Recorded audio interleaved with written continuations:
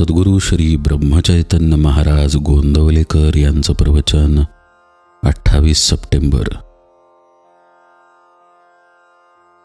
अनुसंधानात राहिल्यावर अभिमान गळून जातो. अभिमान सोडून जो गृहस्थाश्रम पाळील तोच खरा परमार्थी. अभिमान सोडल्याने गृहस्थाश्रम चांगला होतो. मी म्हणेन तसे होईल असे कधीही म्हणू नये. अभिमानाच्या पायावर उभारलेली इमारत डळमळीत होणारच. अभिमान हा देहाचा आणि तत्संबंधी विषयांचा असतो. अभिमानाचे मूळच काढून टाकावे, म्हणजे मी देहाचा आहे म्हणतो हेच काढून टाकावे. हा देह माझा नाही हे आपल्याला पटते, पण अखंड सहवासाने आपले त्यावर प्रेम जडते. एकदा देहावर प्रेम जडले म्हणजे मग अभिमान आला. त्याच्या पाठोपाठ लोभ क्रोध येणारच. अभिमान म्हणजे मी करता ही भावना असणे. ही भावना टाकून काम केले तर व्यवहारात कुठे नडते. आपल्या देहाचा आणि मनाचा फार निकटचा संबंध आहे, पण देह केव्हा तरी जाणार असल्याने त्याला इतके महत्त्व नाही. नुसता जाडजूड देह कामाचा नाही, आपले मन तयार झाले पाहिजे. मी भगवंताचा आहे हे एकदा मनाने जाणून घेतले म्हणजे मग अभिमानरहित होता येते. नेहमी भगवत भजनात राहण्याचा प्रयत्न करा, म्हणजे अभिमान शिवणार नाही. डोळ्यात पाणी आणून भगवंताला आळवावे, त्याला शरण जावे. भगवंत कृपा केल्याशिवाय राहणार नाही.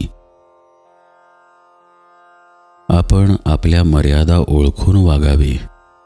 अमुक एक गोष्ट अमक्या तऱ्हेने घडावी असे जोपर्यंत आपल्याला वाटते आहे तोपर्यंत व्यवहाराच्या मार्गाने जो योग्य प्रयत्न आहे तो आपण केला पाहिजे. पण प्रयत्न केल्यावर मात्र त्याचे फळ भगवंतावर सोपवावे आणि जे काही घडेल त्यामध्ये समाधान मानावे. आपले अंतःकरण नेहमी शुद्ध ठेवावे. रात्री निजण्यापूर्वी अंथरुणावर पडले असताना आपले अंतरंग शोधून पाहावे की मी कुणाचा द्वेष मत्सर करतो का. तसे असेल तर ते मनातून जबरीने काढून टाकावे. ते थोडे जरी शिल्लक राहिले तरी आपल्या परमार्थाच्या आड येणार आहे. आपल्या मनाने आपल्याला निश्चयाने असे सांगितले पाहिजे की मी कुणाचाही द्वेष करीत नाही. आपले अंतःकरण इतके शुद्ध आणि रसाळ असावे की आपण तर कुणाचा द्वेष मत्सर करू नयेच नये, परंतु दुसरा कुणी आपला द्वेष करीत असेल ही कल्पनासुद्धा आपल्याला येता कामा नये. मी भगवंताचा आहे, या देहाचा नाही, असे अखंड अनुसंधान ठेवून आपल्याला भगवत स्वरूप का होता येणार नाही. जो आत बाहेर भगवंताने भरून राहील किंवा त्या ज्ञानाने भरून राहील तोच खरा ज्ञानी होय. आणि जाणीव ज्याप्रमाणे देहाला व्यापून असते त्याप्रमाणे भगवंताचे स्मरण ज्याचे मन व्यापून टाकील तोच खरा साधक, तोच खरा अनुसंधानी आणि तोच खरा मुक्त समजावा.